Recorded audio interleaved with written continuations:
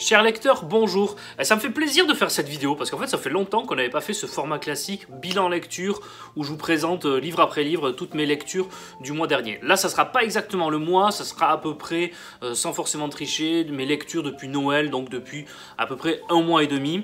Le mois de janvier a été très rempli parce que comme je vous l'avais dit dans ma vidéo de bilan fin d'année, j'ai lancé mon podcast et le premier épisode est sorti et je vous mettrai dans la description de la vidéo le lien pour aller l'écouter. Et justement ce premier livre c'est Le Rouge et le Noir de Stendhal et c'est l'objet du premier podcast de notre émission. Avec mon invité Raphaël Douan, on a parlé de Stendhal dans la première partie de mon podcast, donc je vous invite à aller l'écouter si ça vous intéresse.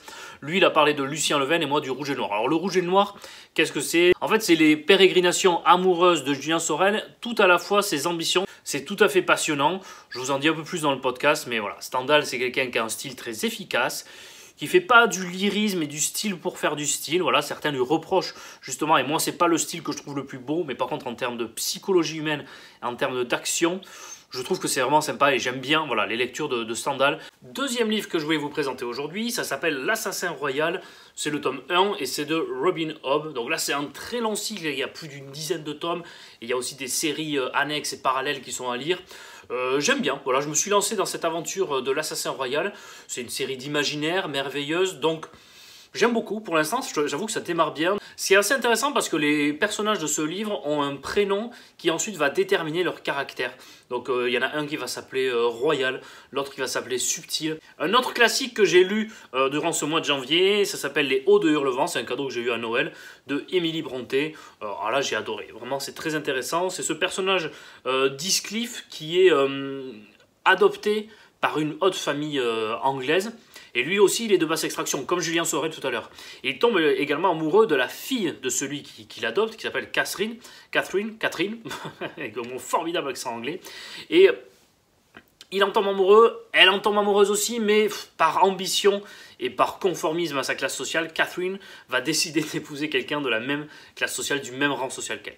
Heathcliff va l'entendre dire à sa servante « Je suis désolé, mais si je me marie avec Heathcliff, ça serait pour moi me gâcher, ça serait en gros me rabaisser socialement. » Il est furieux d'entendre ça, il quitte le domaine sans entendre la suite de la conversation qui dit qu'elle l'aimera pour toujours, qu'elle l'aura toujours en elle et qu'elle ne veut pas se séparer de lui, elle veut continuer à vivre avec Heathcliff même si elle se marie avec un autre. Ça il l'entend pas Heathcliff, il s'en va, furieux, il revient des années après et il veut se venger. Et la vengeance elle est terrible, Heathcliff est un personnage incroyable, il est terrible, il est glaçant, il est sans pitié, on voit qu'il n'a qu'un seul but, c'est se venger, c'est extraordinaire. Et imaginez que c'est cette jeune fille, Émilie Brontë, qui n'était jamais sortie de sa campagne anglaise, qui a pu écrire ça, qui va à l'encontre, qui s'oppose aux mœurs, à la morale de son époque, je trouve ça génial. Bref, c'est de suite rentré dans mes lectures préférées de tous les temps, Les Hauts de Hurlevent. Je pense que je le relirai un jour parce que, à la lumière de ce qui se passe ensuite au cours du récit, je le vivrai d'une autre manière, je pense, dès les débuts, dès les premières pages. Ouais, ben là on parlait de chef-d'œuvre, là il y en a un autre qui arrive, que j'ai découvert grâce à un podcast, parce qu'il va y avoir un podcast, un épisode spécial sur ce livre, c'est Martin Eden de Jack London. J'avais une image de Jack London, d'un auteur jeunesse, en raison de Cro-Blanc, L'Appel de la Forêt, je n'imaginais pas du tout Jack London, un romancier aussi génial, et c'est exceptionnel. Encore une histoire d'un personnage de basse extraction sociale, Martin Eden, qui est ouvrier, travaille sur un bateau, et qui tombe follement amoureux d'une femme de la bourgeoisie américaine. Il est fasciné par la famille de cette femme, parce qu'en fait, il sauve son frère d'une bagarre, et c'est comme ça qu'il est invité pour la première fois dans cette famille. Et il est fasciné parce que Martin Eden, c'est un personnage qui lit. C'est quelqu'un qui est assez, pas rejeté, mais qui est un peu moqué par ses collègues ouvriers, parce que c'est un lecteur, il aime la poésie, il aime la littérature, comme Julien Sorel, qui n'était pas apprécié de son père, qui n'était pas apprécié de ses frères, parce que c'était pour quelqu'un de ce rang social, quelqu'un de très lettré, et qui lisait beaucoup. Donc vous voyez, il y a un point commun entre, moi je trouve, entre Les Hauts de Hurlevent, entre Le Rouge et le Noir, et entre Martin Eden. Et il va avoir l'impression, Martin Eden, en allant dans cette famille, d'assister à un repas avec des personnages qui sont issus des livres qu'il adore lire. Et ça, c'est génial. C'est à la fois une histoire d'amour, mais c'est aussi une déclaration d'amour à la littérature, à l'effet que peut faire sur un homme la littérature, au point tel que la littérature, elle est vue dans cet ouvrage, dans ce roman, comme un personnage en part entière. Martin Eden, tout au long du livre, va essayer d'écrire Certains vont lui dire d'arrêter, que c'est pas fait pour lui, d'autres vont lui dire de continuer, mais ne pas écrire des nouvelles pour des magazines, mais plutôt écrire des romans, des poésies à long terme. Bref, c'est aussi sur la difficulté de l'écrivain, sur l'hypocrisie du monde littéraire de l'époque. La fin est phénoménale, c'est un véritable ouragan littéraire que cette fin de Martin Eden. Bref, Martin Eden est un chef-d'œuvre. J'avais fait, vous vous souvenez, hein, ma vidéo, les 20 romans indispensables à lire au moins une fois dans sa vie selon moi. Martin Eden, je ne sais pas qui c'est qui sortirait de la vidéo, hein, mais il a sa place directe. Évidemment, il a sa place directe. Prochain roman qui est génial, un de mes coups de cœur de l'année, vraiment une très très belle surprise. C'est aux éditions Michelon, ça s'appelle Corps à corps et c'est écrit par Ariel Sibony. Pour vous faire court, Corps à corps, c'est un roman épistolaire, mais entre deux personnes qui ne s'écrivent pas directement. Et c'est ça, je trouve, le génie de ce roman. C'est une sœur qui est atteinte de la sclérose en plaques, cette terrible maladie qui fait dégénérer le corps de semaine en semaine. Et face à elle, une sœur qui est danseuse, qui va bien hein, au niveau de sa santé, mais qui est impuissante, qui ne sait pas quoi faire face à la maladie de sa sœur, qui lui écrit hein, à travers ses lettres, mais que sa sœur ne lit pas, et sa sœur, elle, écrit dans un journal, donc une sorte de lettre, mais elle n'est pas au courant que sa sœur va lire ses lettres. C'est à la fois donc un roman épistolaire sur la mort, parce que la mort rôde autour du lecteur tout au long du roman, vraiment, hein, on ne parle que de la mort, mais à la fois un roman sur la vie, parce que celle qui danse, celle qui allait bien, en fait, était mal dans sa peau. Elle avait son corps, elle essayait frénétiquement d'agiter son corps, mais parce qu'elle n'arrivait pas à se dire que son âme allait mal.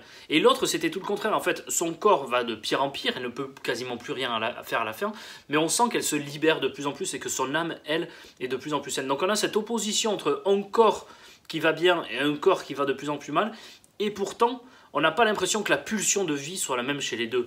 Et c'est un véritable chef-d'œuvre parce qu'il y a cet entrecroisement, cet entremêlement de la pulsion de vie et de mort sur ce qu'on peut faire du corps et ce qu'on ne peut plus en faire, sur les rapports entre l'âme et la matière. C'est génial, c'est très très bien écrit. Voilà. Ceux qui disent qu'aujourd'hui la littérature contemporaine manque de style devraient lire des livres comme celui d'Ariel Sibony. C'est une écriture vraiment sublime, donc c'est très bien écrit, c'est passionnant du début jusqu'à la fin. Bref, c'est un de mes gros coups de cœur de ce mois de janvier. Ça s'appelle Corps à corps et c'est écrit par Ariel Sibony. Irréfutable essai de successiologie et c'est écrit par Lydie Salver.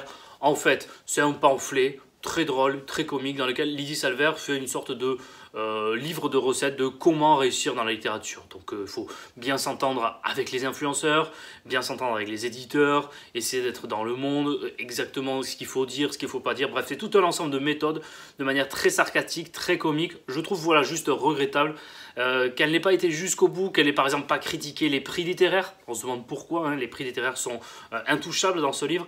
Et puis à la fin, une sorte de toute dernière texte qui me fait penser que ce qu'elle veut dire, c'est que ceux qui ont du succès ne sont pas de la grande littérature, et la grande littérature, elle n'a pas de succès, et elle reste dans une certaine caverne entre certaines gens.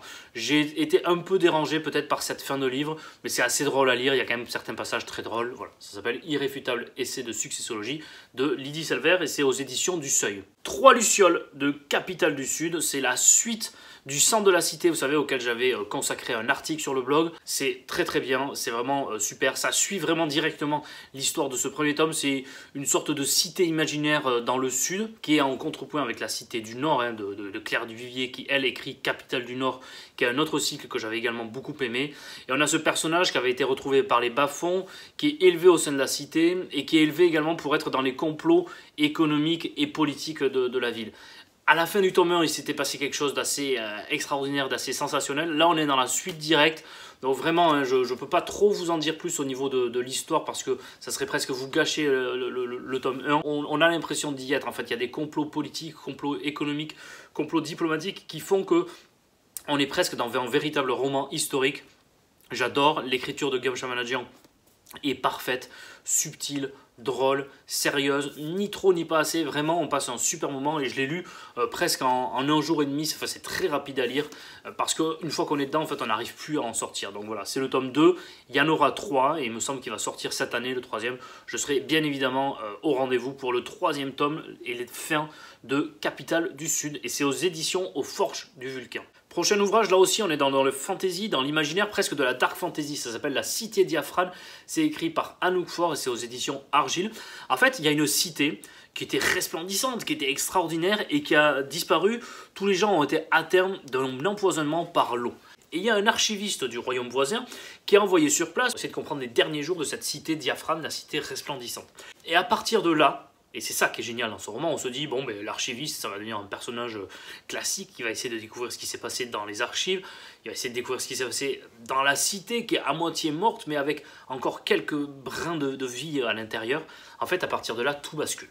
Et ça, je peux pas vous en dire plus, parce que c'est ça qui rend le roman extraordinaire, c'est qu'on a un retournement complet de situation, qui fait qu'on ne s'attendait pas du tout à ça avec cet archiviste, et c'est génial, et ça devient ensuite un roman assez fou, dans lequel se mêlent les efforts de succession de nos royaumes, dans lequel se mêle la magie, quel lien on va avoir entre la transmission, entre le passé, le présent et l'avenir. On est un peu embrouillé, c'est une sorte de puzzle qui se constitue petit à petit, puis encore vers les 2/3 du livre, encore un bouleversement, et encore un retournement de situation qui fait qu'on ne sait même plus où est-ce qu'on est vraiment en tant que lecteur. On est embrouillé, on est comme si on était au cœur de la cité et on ne sait plus vraiment ce qui se passe. On a l'impression d'être un personnage du roman et c'est vraiment très très bien écrit.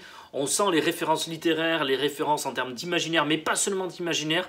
Et c'est là que je trouve que le fantasy, ce genre-là, est génial lorsqu'il y a à la fois un héritage de la littérature de l'imaginaire, mais également un héritage de la littérature dite classique. Et on est exactement dans ce cas-là avec la cité diaphane de Anouk Fort, et c'est aux éditions Argile. Ragnar Jonasson, littérature scandinave, islandaise et polar, édition La Martinière. C'était parfait, c'était fait pour moi. À qui la faute? 4 amis. Voilà, 4 amis partent en week-end et ils tombent sur une cabane abandonnée. Ils se sont complètement paumés. Ça fait longtemps qu'ils ne s'étaient pas vus. Ça n'a pas l'air d'être l'ambiance du siècle. Ils arrivent dans la cabane. Ils essaient de l'ouvrir. Déjà, ils ont du mal. Et ils ouvrent. Et il y a un mec à l'intérieur, contre le mur, avec un fusil pointé vers eux. Et il ne parle pas. Il ne dit rien. Il dit, qu'est-ce que tu fais là? Et il ne répond pas.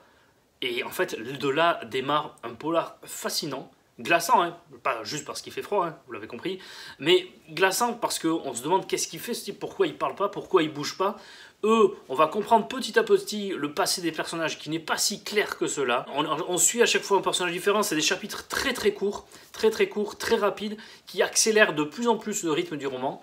Bref, c'est le type de roman où vous vous posez une après-midi, vous le lisez, vous passez un super moment, après vous le reposez. Ça va pas forcément plus loin, mais c'est très plaisant et c'est très divertissant. J'ai bien aimé. Bon, franchement, et ça m'a donné envie de continuer dans le polar scandinave. Je sais qu'ils sont très forts dans ce genre-là, les Suédois, les Norvégiens et puis les Islandais aussi. Voilà, ça s'appelle À qui la faute et c'est de Ragnar Jonasson. C'est aux éditions La Martinière. Ah, le prochain livre m'a rendu fou. Le prochain livre m'a rendu fou, ça s'appelle Mot minuscule. C'est écrit par Sidney Cohen et c'est dans la maison d'édition qui s'appelle Fauve Édition. Et il m'a rendu à tel point fou que, je ne sais pas si vous l'avez lu, j'en ai fait un article très original, un peu particulier. Je vous mettrai évidemment le lien dans la description de cette vidéo, où je mets en scène ma propre psychanalyse. Je vais voir un psychanalyste, je lui dis, écoutez, je sais pas ce qui se passe, docteur, je suis hanté par un roman depuis que j'ai lu, il s'appelle Mot minuscule, c'est de Sidney Cohen, je ne pense qu'à lui. Le pacte antisémite de Marie Moutier-Bitan et c'est chez Passé Compose. Vous connaissez ma passion pour l'histoire, donc il m'arrive de lire très souvent des ouvrages historiques, mais là, depuis quelques années, c'est peut-être parmi mes 5 ou 10 ouvrages historiques préférés vraiment que j'ai pu lire.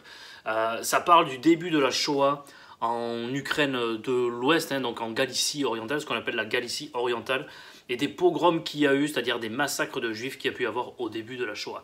Et ça montre, et c'est ça le pacte antisémite, que lorsque les nazis sont arrivés, évidemment les Allemands et l'armée allemande a participé et été à la manœuvre de ces massacres, mais pas seulement. Il y avait aussi les nationalistes ukrainiens, il y avait aussi les populations en elles-mêmes, les populations qui participaient au massacre. Les voisins ont commencé à massacrer leurs voisins. Là, c'est fascinant parce que dans une première partie, elle montre vraiment comment c'est possible que la population du jour au lendemain commence à massacrer, à humilier, à couper la barbe, enfin bref. Je ne vais pas rentrer dans les détails, hein, vous les verrez en lisant l'ouvrage de Marie Moutier-Bitan. Mais comment c'est possible? Qu'est-ce qu'il y avait comme ressentiment depuis des années? Pourquoi il y a eu autant de haine? C'est très intéressant. Marie Moutier-Bitan en plus s'est rendue sur place, donc elle a recueilli plusieurs témoignages. C'est passionnant. J'en ai fait un article là aussi sur mon blog, donc je vous mettrai le lien pour aller le lire si ça vous intéresse d'aller un peu plus loin. Et en plus, avec Hassan de la chaîne Quoi de neuf en histoire, nous avons fait un épisode spécial donc, sur son podcast où nous avons interrogé l'autrice sur son livre. Donc je vous mettrai là aussi le lien. Ça s'appelle Le pacte antisémite de Marie Moutier-Bitan et c'est un superbe ouvrage historique, vraiment. Je vous le recommande vivement si vous êtes intéressé par cette période historique. Elle a été la maîtresse de Simone de Beauvoir, elle a couché avec Jean-Paul Sartre, elle a côtoyé les plus grands de l'époque, elle s'appelle Nathalie Sorokin, et ça a été écrit par Julie Duchâtel, une biographie qui vient de sortir aux éditions Alizio. Et c'est très très bien. Voilà, franchement, c'est bien écrit en plus. Je ne connaissais pas du tout ce personnage, je vous avoue, et là on le découvre, et c'est un personnage incroyable. Elle a une énergie folle, cette fille. Elle est hyper susceptible. Lorsqu'elle a quelqu'un en tête, lorsqu'elle veut se venger, elle va aller jusqu'au bout, elle va aller très loin. La première rencontre avec Jean-Paul Sartre, je vous invite vraiment à lire le livre parce que je ne veux pas vous gâcher cette anecdote. C'est génial la manière dont elle arrive à rencontrer Jean-Paul Sartre et comment elle s'était préparée à cette rencontre. C'est un personnage super charismatique et elle a inspiré Simone de Beauvoir pour plusieurs de ses romans, dont le roman qui a eu le prix Goncourt. Donc vous voyez, ce n'est pas juste la maîtresse de Simone de Beauvoir, c'est quelqu'un qui a compté dans l'histoire de la littérature française. Elle a eu une vie terrible, elle est morte très jeune, elle a perdu l'amour de sa vie dans les camps de concentration. Elle a été résistante, mais là aussi, vous allez voir de quelle manière et pourquoi elle a été résistante et comment ça s'est matérialisé son rapport à la résistance. En fait, tout est résumé en la fin. Ce personnage, il est incroyable. On ne peut vraiment pas l'expliquer et le décrire de manière très simpliste parce qu'à chaque fois, il y a plein de paramètres qui rentrent en compte pour essayer d'expliquer la personnalité de Nathalie Sorokin. Et je trouve que Julie Duchâtel s'y est brillamment employée. C'est une très belle biographie. Et là aussi, vous voyez, je l'ai lu en une après-midi. Je l'ai commencé en me disant, bah, tiens, je vais le commencer cet après-midi, ce livre. Et puis en fait, j'ai pas pu le lâcher jusqu'à la fin de l'après-midi. Donc c'est un très très bon livre qui se lit presque qu'en roman parce que l'histoire de sa vie, de sa courte vie, est en roman. Hélas, Nathalie Sorokin, c'est chez Alizio Éditions et c'est écrit par Julie Duchâtel. Le prochain ouvrage, je vous le présente, mais en fait, je ne l'ai pas lu en intégralité. Je pioche de temps en temps, même pas dans l'ordre chronologique. Ça s'appelle Lettres de Marcel Proust aux éditions Plomb. Et vous voyez, il est très très épais. Il y a beaucoup de lettres. Il y a à peu près plus de 1300 pages de lettres de Marcel Proust. Donc, je ne les lis pas dans l'ordre chronologique, je ne les lis pas dans l'ordre des pages, mais tous les jours, le matin et le soir, je pioche dedans et je lis quelques lettres. C'est tout à fait intéressant. On a un Marcel Proust assez étonnant dans les premières années de sa vie, vous allez voir pourquoi.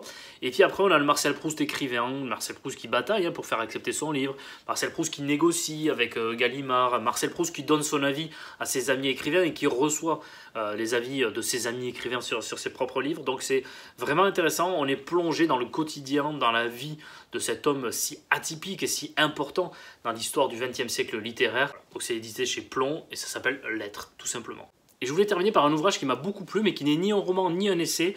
Ça s'appelle Léonard, Frida et les autres. C'est écrit par Camille Junot du compte Instagram La Minute Culture. Ce sont 8 siècles de peinture racontés en 100 artistes et c'est aux éditions du Chêne.